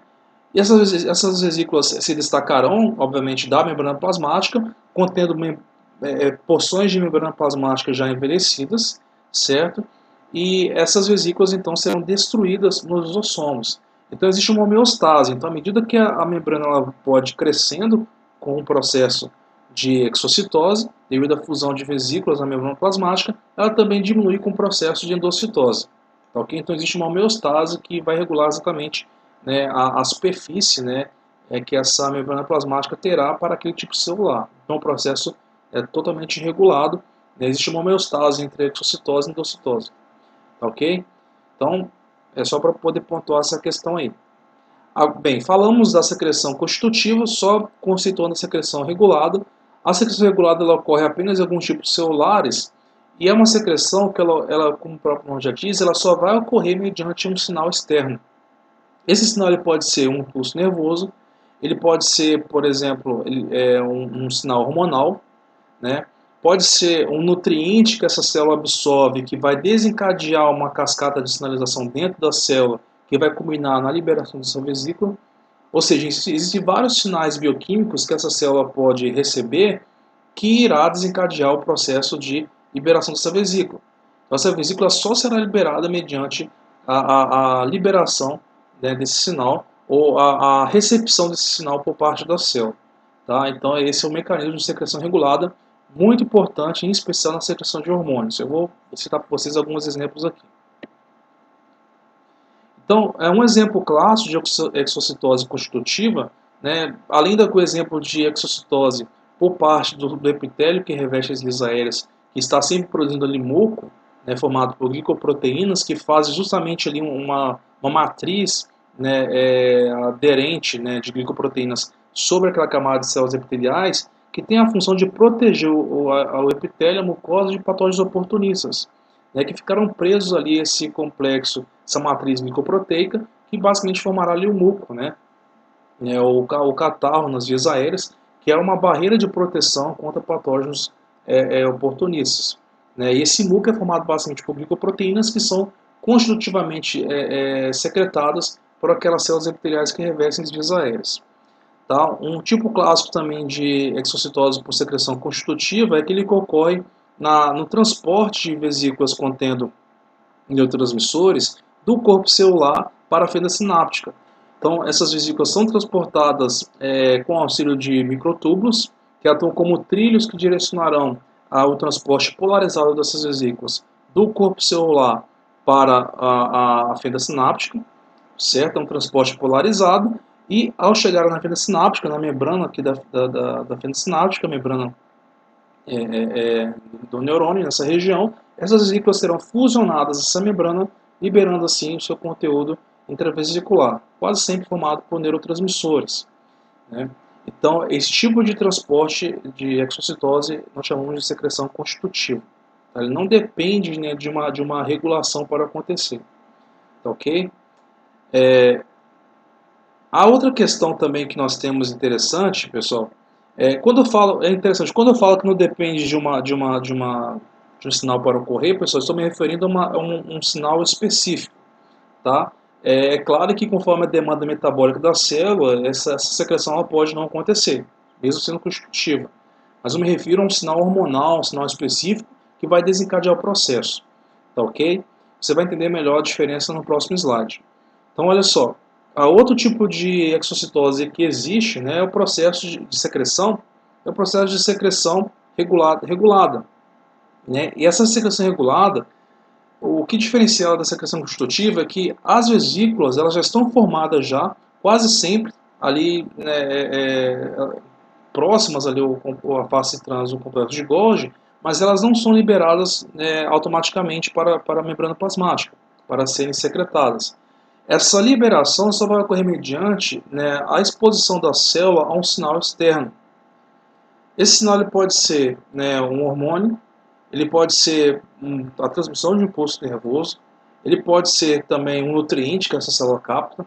Então, um exemplo clássico que nós temos são as células beta do pâncreas. Então, as células beta do pâncreas são células especializadas na secreção do hormônio insulina. Ok? E essas células beta somente secretarão insulina mediante uma situação de hiperglicemia, uma situação pós-alimentação. Então, o que vai acontecer? As células beta do pâncreas possuem na sua membrana um tipo de receptor chamado GLUT2, que tem como função o transporte de glicose de fora para dentro dessa célula beta. Tá? O GLUT2 vai ser o transporte constitutivo da glicose para dentro dessa célula. Então, quando nós temos hiperglicemia, muita glicose fora, após a alimentação, após uma dieta, essa glicose ela vai entrar via GLUT2 dentro da célula beta. E o que vai acontecer nessa célula beta? Vai ocorrer o processo normal de glicólise e produção de ATP, como você estudou lá na bioquímica, no processo de respiração celular. Vai produzir piruvato, vai produzir acetil-CoA, vai produzir NADH, ATP. E o aumento da produção de ATP dentro da célula beta em resposta à glicose que entrou, esse ATP ele tem uma função interessante. Ele vai inibir uma bomba de potássio. Ele vai causar inibição do bombamento de potássio de dentro para fora dessa célula. Ok?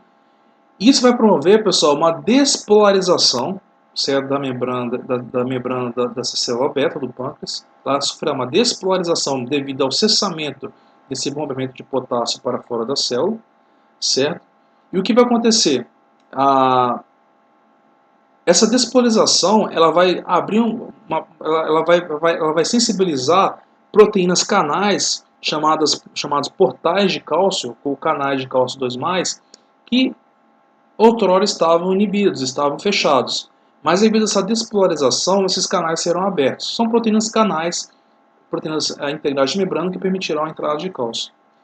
Assim que o cálcio ele entra dentro do citosol de fora para dentro, esse cálcio ele vai ativar uma via de sinalização, cujo principal objetivo será o quê? A ativação de um fator de transição chamado CREB, que é um fator de transição responsivo ao cálcio. E esse fator de transição ele tem como uma das principais funções a expressão, a transição e consequente expressão do gene da insulina. Então essa célula vai começar a produzir insulina em resposta a todo esse sinal que se iniciou com o aumento da glicose aqui fora, e a insulina então será produzida e será secretada, digamos assim, por essa célula beta do pâncreas. Tá ok? E todo esse processo complexo que eu expliquei, pessoal, ocorre em questão de microsegundos, é muito rápido. Então, logo a glicose aumenta no sangue, a célula beta já começa a secretar insulina. Então, toda essa cascata de sinalização, né, ela ocorre muito rapidamente. Então, veja a complexidade que é. Esse é um exemplo, inclusive, de sinalização celular que eu sei para vocês.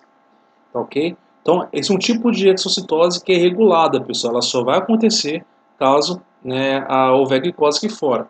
Aí pergunta, e quando a glicose acaba, quando o indivíduo ele fica numa situação de jejum, por exemplo, que a glicemia baixa, uma hipoglicemia, ou seja, uma baixa concentração de glicose na corrente sanguínea.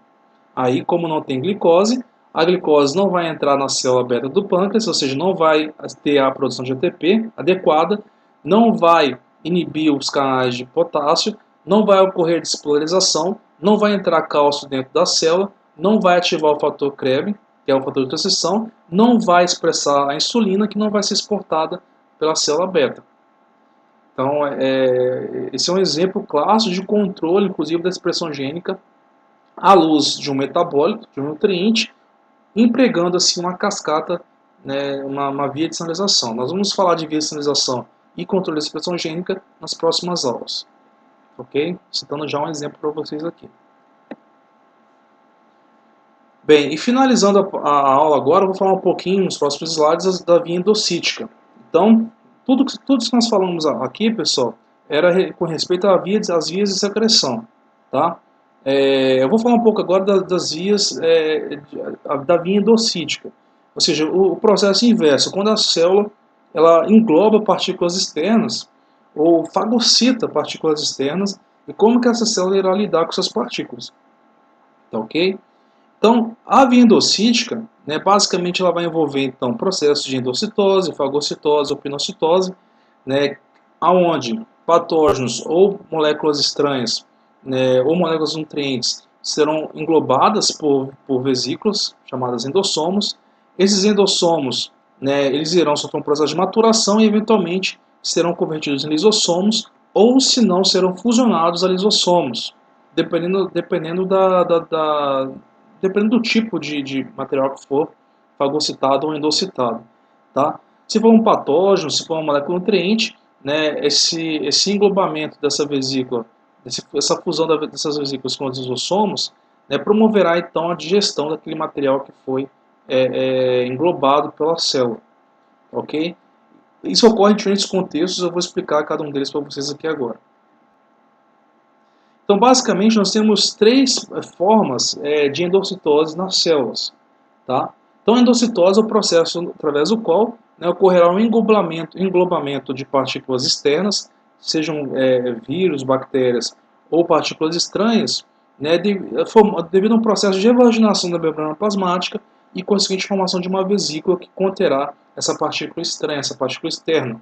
E essa vesícula, uma vez dentro da célula, né, seguirá um caminho de degradação pelos lisossomos. Isso ocorre, pessoal, em três contextos diferentes e existem certas diferenças em cada mecanismo.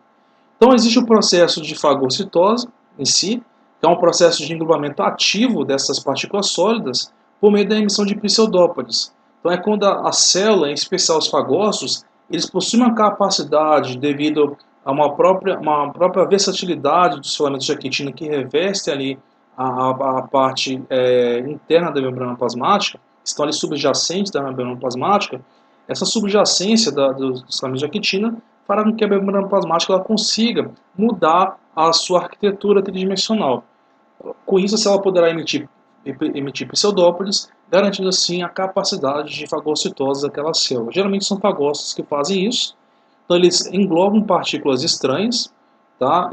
Bactérias, vírus, né, antígenos estranhos, eles serão englobados, né, formando endossomos dentro daquelas células, né, que serão fusionados a lisossomos, ocorrendo a destruição daquele material fagocitado, e num contexto de células da resposta imune, células do sistema imunológico, são as células apresentadoras de antígenos, os fagócitos profissionais, eles irão apresentar, né, parte dessas proteínas derivadas da bactéria, do vírus que foi fagocitado, na membrana celular, no contexto do MHC classe 2. Mas isso já é um tópico já na imunologia, estou falando para vocês, mas apenas dando um exemplo, né, que é um processo que ocorre em especial pelos fagócitos profissionais, que são células que fazem parte do sistema imune. Nós temos também o processo de pinocitose, que é o englobamento de partículas no estado líquido, né? Em que sentido isso aqui ocorre, pessoal? Na absorção de lipídios pelo epitélio do intestino delgado. Então, esses lipídios eles entram como partículas, gotículas de gordura emulsificadas com ácido taurocólico, com sais biliares. Essa emulsificação, essas partículas lipídicas emulsificadas, elas conseguem entrar dentro da célula para um processo de pinocitose, que é o englobamento de grandes porções líquidas de material emulsificado, geralmente lipídios e ácidos graxos, né, durante a absorção desses lipídios ali no intestino delgado. Então é o englobamento de grandes porções de partículas líquidas, né, emulsificadas pela célula. E nós temos também a endocitose mediada por receptor. Não é uma fagocitose diferente, porém ela dependerá do reconhecimento daquela partícula a ser fagocitada por um receptor específico de membrana. Isso ocorre muito na absorção de lipoproteínas como o LDL, como o HDL, que são lipoproteínas responsáveis pelo transporte de lipídios na corrente sanguínea. Que é a hipercolesterolemia familiar, que consiste, é uma doença genética, que consiste na perda da capacidade do indivíduo, né, de endocitar, né, via o mecanismo mediado por receptor, né, partículas de LDL, a lipoproteína do tipo LDL. Isso predispõe o indivíduo a uma série de problemas cardiovasculares. Eu vou explicar isso mais no final da aula para vocês. Então aqui nós temos basicamente os três processos representados aqui. Então o processo de fagocitose, como eu mencionei, ele depende da emissão de pseudópodes, ou seja, de prolongamentos da membrana plasmática, que ocorre graças ao remodelamento da rede de actina que está subjacente aqui essa membrana plasmática, como nós falamos lá na aula de citoesqueleto, né, que a rede de actina ela tem essa função de garantir um formato da célula. Esse formato ele pode ser alterado conforme a função que aquela célula exerce, certo? Nesse caso, ele vai promover então a formação desses pseudópodes e o englobamento daquela partícula estranha. No processo de pinocitose também, então, como eu disse a vocês, então a pinocitose é quase parecida com a fagocitose, porém na pinocitose nós temos grandes porções de partículas, de lipoproteínas, de lipídios emulsificados, de moléculas emulsificadas ali com sais biliares, que conseguem entrar dentro da célula na sua forma líquida, formando vesículas irregulares. Então esse é o processo de pinocitose, que é o englobamento de partículas líquidas. Não a partícula em si, mas o material, né, que contém aquela partícula está líquido, nesse caso. Então ele vai entrar para um mecanismo de pinocitose. Que também requer o remodelamento também dos filamentos de actina, que fazem parte aqui, que são subjacentes aqui, essa membrana plasmática. Outro tipo de entrada, né, de endocitose, mecanismo de endocitose que nós temos, um pouco mais elegante, né, será o mecanismo de endocitose mediada por receptores. Por que eu digo que ele é elegante? Porque ele depende não apenas dos receptores propriamente dito, mas na parte citosólica da membrana plasmática nós temos várias proteínas que atuarão no remodelamento dessa membrana plasmática. Dentre elas nós temos a clatrina, que você já conhece, que também atua lá no próprio complexo de Golgi, remodelando a membrana do Golgi, formando as vesículas que saem da face trans do Golgi em direção às organelas. As clatrinas também terão uma função em remodelar também a membrana plasmática, gerando vesículas, endossomais. Também nós temos a calveolina, que também tem essa função de remodelar essas vesículas, e a flotilina também. São três proteínas que têm funções semelhantes, de promover um remodelamento da membrana plasmática com o objetivo de se formar uma vesícula. E a finalização da formação dessa vesícula ela se dará através de uma proteína chamada dinamina, certo? Que fará um processo de constrição aqui nessa região dessa evaginação, e essa constrição ela determinará a formação da vesícula, né? Então, esse é um processo de endocitose mediado por receptores. Não que as proteínas sejam receptores, mas são receptores aqui ligados à membrana que ativarão o recrutamento dessas proteínas. E a vesícula formada formará endossomos, que por sua vez também podem formar lisossomos. Bem, pessoal, então falando primeiramente do processo de fagocitose. Então, o processo de fagocitose ele é realizado por moléculas que têm capacidade de realizar fagocitose. Geralmente são chamados de fagócitos profissionais. Nós temos os fagócitos não profissionais também, que realizam fagocitose, mas esse processo ele é muito particular nos fagócitos profissionais, que geralmente são células que fazem parte da resposta imune, tanto da resposta imune inata como da resposta imune adaptativa. Tá ok? Então, exemplos de fagócitos profissionais que nós temos. Então, nós temos os macrófagos, os neutrófilos, os osteoclastos, enfim, vários tipos celulares, em especial células APCs, que são células apresentadoras de antígenos, e células dendríticas, que têm um papel fundamental na resposta imune adaptativa.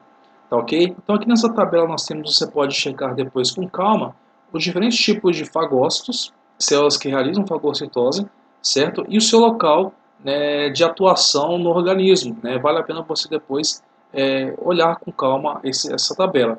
Vocês verão essa classificação dos tipos de fagócitos de forma mais específica na disciplina de imunologia, tanto na resposta imune inata como na resposta imune adaptativa.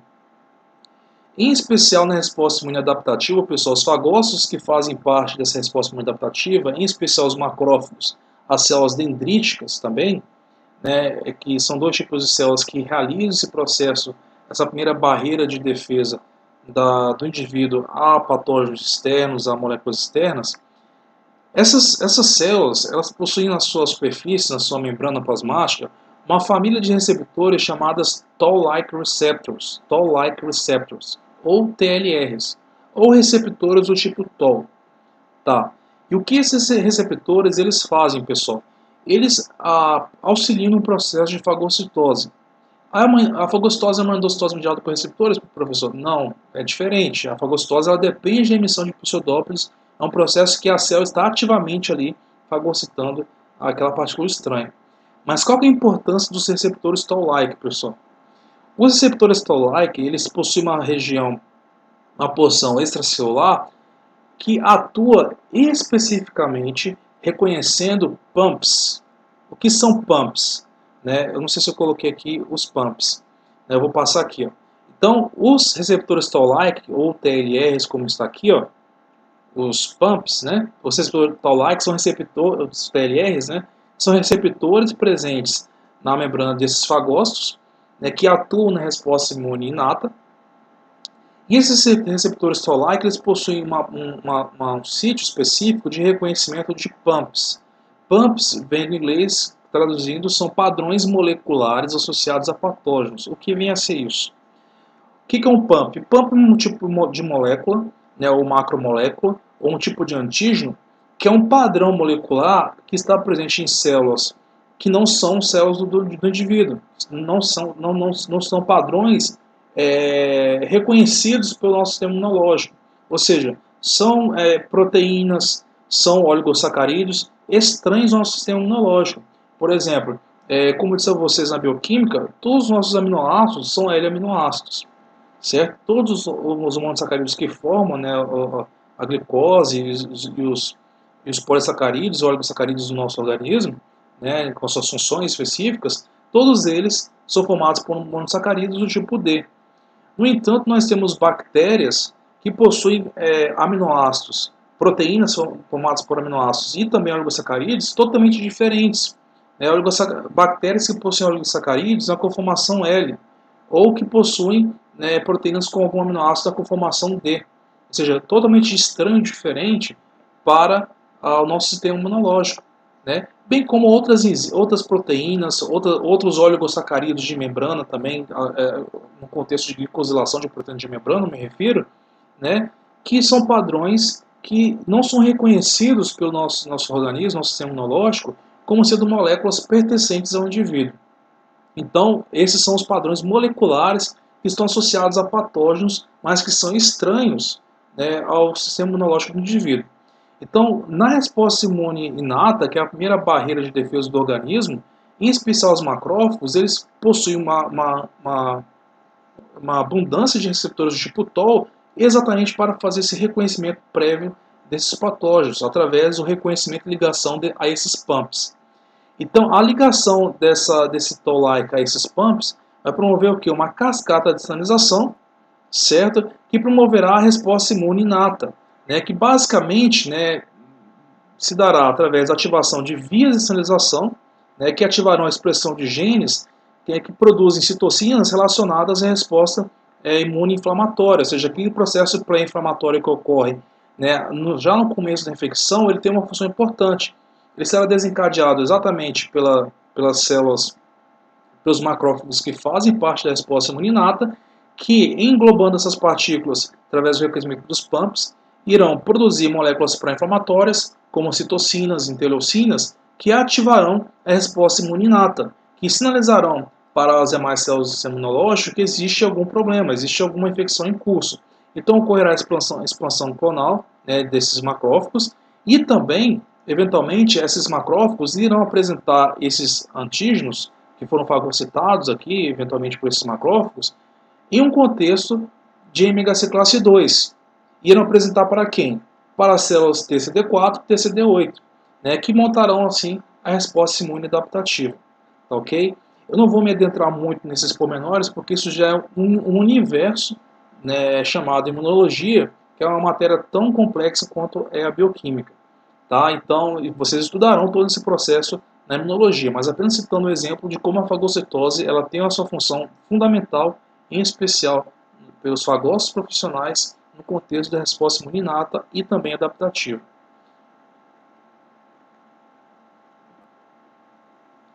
Bem, então falamos do primeiro processo de endocitose, que é a fagocitose. O segundo processo, né, é a pinocitose. A pinocitose é um processo simples, né, que basicamente é o engobamento de partículas no estado líquido. E por que nós dizemos que essas partículas estão no estado líquido? Porque essas partículas, geralmente, o exemplo clássico é justamente a absorção de lipídios advindos da dieta, que são previamente hidrolisados por lipases digestivas, liberadas ali no lume do intestino delgado, e emulsificadas devido à ação ali dos sais biliares que são liberados, né, pela vesícula biliar. Então essa emulsificação vai formar uma espécie de coloide, né, contendo ali o próprio detergente, que nesse caso é o sal biliar, associado ali com os lipídios, né, os triacilgliceróis, os diacilgliceróis e ácidos graxos, parcialmente hidrolisados. Tá, ok? Isso vai formar uma espécie de coloide, né, que formará, que nesse caso, essa fase líquida formada por esse emulsificado, digamos assim, ele será totalmente englobado pela membrana plasmática. Ou seja, esse englobamento de volumes de moléculas emulsificadas, geralmente lipídios pré-hidrolisados emulsificados por sais biliares, esse englobamento de porções líquidas nós chamamos de pinocitose. Tá, ok? Processo de pinocitose. Então, englobamento de partículas emulsificadas ali no intestino delgado, quase sempre, né, associadas ali à digestão de lipídios. Também é um tipo de transporte associado à endocitose. E depois, né, sofrerão ali as vias metabólicas necessárias no epitélio intestinal. Né? Então serão formados ali os quilomicros, que depois irão ser transportados para a corrente sanguínea, né, onde irão, né, para o fígado, tecido adiposo, né, e assim nós teremos todo o catabolismo de ácidos graxos. Nós falamos inclusive lá na bioquímica. Bem, outro tipo de endocitose muito importante que eu mencionei a vocês, que eu citei até os exemplos, né, ali de como que ela funciona através das catrinas, da calveolina, é a endocitose mediada por receptores. Como o próprio nome já diz, esse tipo de endocitose ela depende de receptores para ocorrer. E além disso, o que vai diferenciar a endocitose mediada por receptores da fagocitose é que na fagocitose nós temos o remodelamento da membrana por ação, né, dos filamentos de actina que formam aqueles pseudópodos. Já no caso da endocitose mediada por receptores, nós temos receptores sim que reconhecerão moléculas que devem ser endocitadas, porém essa absorção ocorrerá por meio de formação de vesículas endocíticas já a partir da membrana plasmática. E a formação dessas vesículas endocíticas se dá através de receptores específicos que reconhecem essas moléculas. E quem vai atuar auxiliando na formação dessas vesículas? Exatamente aqueles 3 tipos de moléculas que eu mostrei para vocês: as clatrinas, as calvelinas e as flotilinas, que formarão uma espécie de evaginação, né, direcionada aqui na face citosólica dessas vesículas, né, e, consequentemente, depois a dinamina irá, né, fazer uma constrição nessa vesícula, formando assim um endossomo, ok? Contendo ali a molécula de interesse a ser endocitada. Então aqui nós temos aqui um exemplo clássico, que é a endocitose do LDL, da lipoproteína LDL, que é uma lipoproteína muito importante, porque ela está associada ao colesterol. Então a forma principal de transporte de colesterol no nosso organismo é quando ele está vinculado ao LDL, que é uma lipoproteína específica no seu transporte. E como eu disse a vocês, os lipídios necessitam dessas lipoproteínas, porque nenhum lipídio pode estar em grandes concentrações livre no sangue, na corrente sanguínea. Por ele ser uma molécula hidrofóbica, em grandes quantidades ele formaria um processo chamado embolia, que poderia ser fatal para o indivíduo. Então ele deve ser transportado na corrente sanguínea no interior dessas lipoproteínas. As lipoproteínas são englobadas pelas células-alvo, né, depende do tipo de lipoproteína, do tipo, o contexto metabólico também. Nós vamos ver isso em bioquímica, a parte de biossíntese de colesterol e também de outros ácidos graxos também. Mas o fato é que, em havendo esse englobamento dessas partículas de LDL, elas depois são catabolizadas, né? O seu conteúdo depois é catabolizado. Então o colesterol ele pode ser empregado para a biossíntese de outros hormônios, ou ele pode ser catabolizado também, né? Também os ácidos graxos também contidos aqui, eles podem também ser degradados em acetil-CoA para gerar energia. E os aminoácidos que fazem parte também da porção proteica dessas lipoproteínas também podem ser, as proteínas, perdão, elas podem ser degradadas formando aminoácidos que terão outros fins dentro da célula, ou de biossíntese ou de catabolismo. Bem, por que eu estou citando o exemplo do LDL? Porque nós temos uma proteína importante, nós temos uma doença importante, né, chamada hipercolesterolemia familiar. No que consiste essa doença, pessoal? É uma doença autossômica dominante e ela se dá da seguinte forma: o indivíduo ele não expressa adequadamente o receptor do LDL. Então já começa por aí. Então essa doença, por que ela é autossômica dominante? Porque se o indivíduo é heterozigoto, ele vai expressar poucos receptores de LDL. Logo, ele vai ter uma baixa capacidade absortiva do LDL. Ou seja, o LDL não vai conseguir ser endocitado pelas células-alvo. Então, nesse caso, esse indivíduo ele terá a tendência em ter um nível de LDL acima do normal. E o LDL no sangue tem um problema, pessoal, porque ele pode se acumular no interior dos vasos sanguíneos, formando um processo chamado arteriosclerose, que é um processo pré-inflamatório devido ao acúmulo do LDL no interior desses vasos, processo também que envolve uma calcificação, que tem como consequência a obstrução desses vasos sanguíneos. E o grande perigo é quando isso acontece exatamente na circulação coronária, né, que pode predispor esse indivíduo a doenças cardíacas. Tá? Então o indivíduo que tem uma hipercolesterolemia, ele deve tomar assim, um cuidado com a ingesta de colesterol. Por que colesterol, professor? Você vai ver na bioquímica comigo que o colesterol ele é transportado no sangue principalmente pelo LDL. Não apenas pelo LDL, mas principalmente pelo LDL. De forma que a quantidade de colesterol de LDL elas são praticamente diretamente proporcionais. Então, quanto mais alto o colesterol, mais alto o LDL. E o colesterol também, pessoal, ele pode ser tanto ingerido pela dieta, na nossa dieta, como também ele é produzido pelo nosso organismo, porque ele é precursor de uma série de moléculas importantes, ele faz parte da membrana plasmática, ele é precursor de hormônios, como hormônios sexuais, testosterona, estrógenos de forma geral, certo? No entanto, o indivíduo que tem essa condição, eu falei da questão dele ser heterozigoto. O lado mais grave da doença é quando o indivíduo ele é homozigoto dominante, porque ele não vai produzir nenhum tipo de receptor de LDL, ou aliás, ele vai produzir, mas ele vai ser disfuncional. Então esse indivíduo vai ter uma baixa capacidade absortiva de LDL.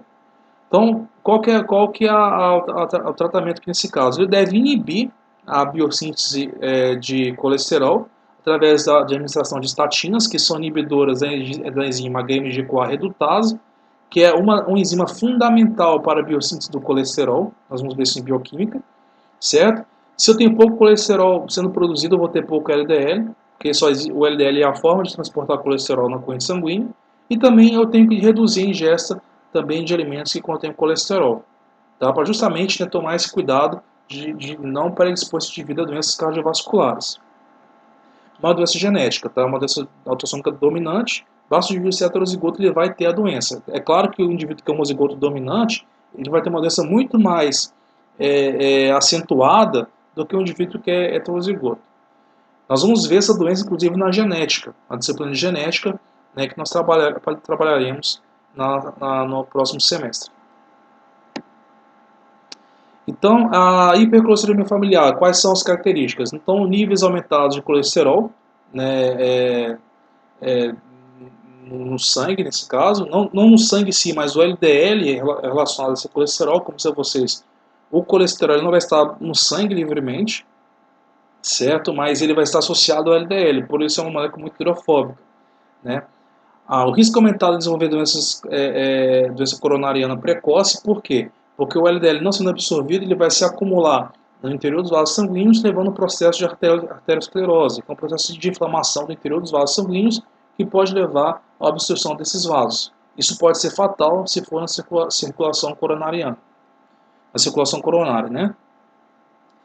Então, essa doença, como eu disse a vocês, ela é ocasionada por uma mutação no receptor de LDL, é autossômica dominante, basta o indivíduo ser heterozigoto, ele já manifesta a doença, porém a doença é mais grave quando o indivíduo ele é homozigoto dominante. Tá, ok? E qual seria a terapia? Ele tem que diminuir a ingesta do colesterol. Por quê? Porque havendo pouco colesterol vai ter pouco LDL, então uma das formas de se reduzir o LDL é reduzir a ingesta do colesterol. E no tocante ao colesterol endógeno que ele produz, né, porque não basta só cortar o colesterol da dieta. O nosso organismo produz o colesterol. Né, como disse a vocês, ele tem a sua importância, né, na questão da produção de hormônios sexuais e outras funções na célula. Então, além de reduzir na dieta, o indivíduo deve também, a terapia também se baseia na administração de drogas que inibam, né, a síntese do colesterol endógeno. Não que inibam totalmente a ponto de não produzir mais colesterol, mas sim de manter esse colesterol a níveis muito baixos, né, apenas para manter as funções, né, de biossíntese de hormônios sexuais e tudo mais. Tá? E essas drogas, basicamente, são drogas que atuam inibindo a enzima HMG-CoA redutase, que é uma enzima-chave na biossíntese do colesterol. Nós vamos ver essa questão dessa enzima, pessoal, lá na parte, né, de biossíntese do colesterol na bioquímica. Nós voltaremos, inclusive, até a falar um pouco dessa doença também, tá? Apenas citando o exemplo dessa doença a nível, né, de processo de endocitose mediada por receptores. Tá ok, pessoal? Então, com esse exemplo, nós terminamos a aula de hoje. Dúvidas, fique à vontade para escrever nos comentários abaixo, ou o melhor canal para responder as dúvidas é o nosso grupo do Telegram. Tá? Você pode mandar suas dúvidas lá no Telegram que nós vamos responder elas tão logo possível. Ok? Eu sei que são muitas perguntas, mas à medida do possível eu vou tentando responder pouco a pouco. Tá ok? Então, para quem não faz parte da disciplina, gostou dessa aula, curta essa aula, compartilhe em suas redes sociais, né, participe do nosso canal. Bons estudos para vocês. Nos vemos na próxima aula. Forte abraço. Fiquem todos com Deus.